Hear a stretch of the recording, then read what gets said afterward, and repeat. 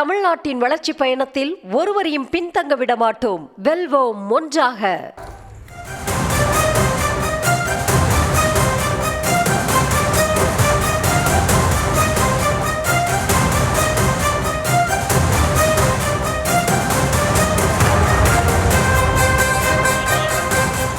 தற்போது கிடைத்திருக்கக்கூடிய அண்மை செய்தியை பார்த்து வருகிறோம். புதுச்சேரியில் காதலியை நண்பர்களுக்கு விருந்தாக்கிய கொடூர சம்பவமானது நிகழ்ந்திருக்கிறது.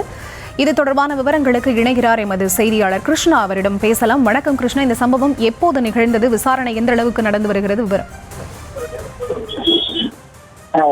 புதுச்சேரியில் கஞ்சா போதைக்கு நண்பர்களுக்கு காதலியை விருந்தாக்கிய சம்பவம் புதுச்சேரியில் பெரும் பரபரப்பை ஏற்படுத்தியிருக்கிறது. புதுச்சேரியை சேர்ந்த இளம் பெண் மற்றும் வாலிபர் இருவரும் காதலித்து வந்துள்ளனர். இந்த நிலையில் நேற்று இரவு இருவரும் இணைந்து பாகூர் பகுதிக்கு சென்றிருக்கிறார்கள்.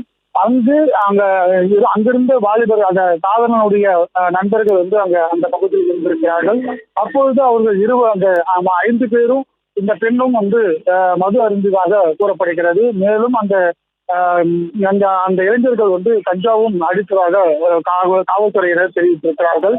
இதனைத் தொடர்ந்து கஞ்சா போதை மற்றும் மது தலைக்கேறியதன் காரணமாக உடனிருந்த அந்த பெண்ணை கூட்டு பாலியல் பலாத்காரம் செய்துவிட்டு அங்கிருந்து தப்பி ஓடியதாக காவல்துறையினர் தெரிவித்திருக்கிறார்கள்.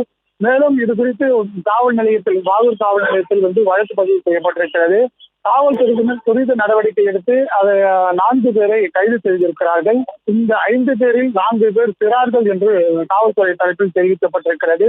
இந்த சம்பவத்தை தொடர்ந்து அந்த தப்பியோடிய நபரை தேடி வரும் காவல்துறையினர் தேடி வருகின்றனர். இந்த சம்பவம் புதுச்சேரியில் பரபரப்பை ஏற்படுத்தியிருக்கிறது. ஏற்கனவே புதுச்சேரியில இதே சம்பவம் கூட்டு பாலியல் சம்பந்தமாக ஒரு பெண்ணை கற்பழித்து கொலை செய்யப்பட்ட சம்பவம் பெரும் கோலாகலமாக வெடித்த நிலையில தற்போது இந்த பாகூர் பகுதியில் இளம் பெண்ணை மது போதைக்கு மற்றும் கஞ்சா போதையில் பாலியல் பலாத்காரம் செய்யப்பட்ட சம்பவம் பெரும் பரபரப்பை ஏற்படுத்தியிருக்கிறது.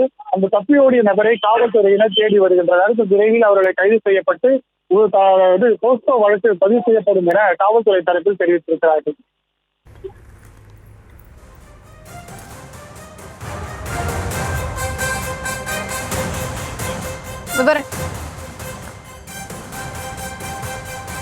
தமிழ்நாட்டின் வளர்ச்சி பயணத்தில் ஒருவரையும் பின்தங்க விட மாட்டோம். வெல்வோம் ஒன்றாக.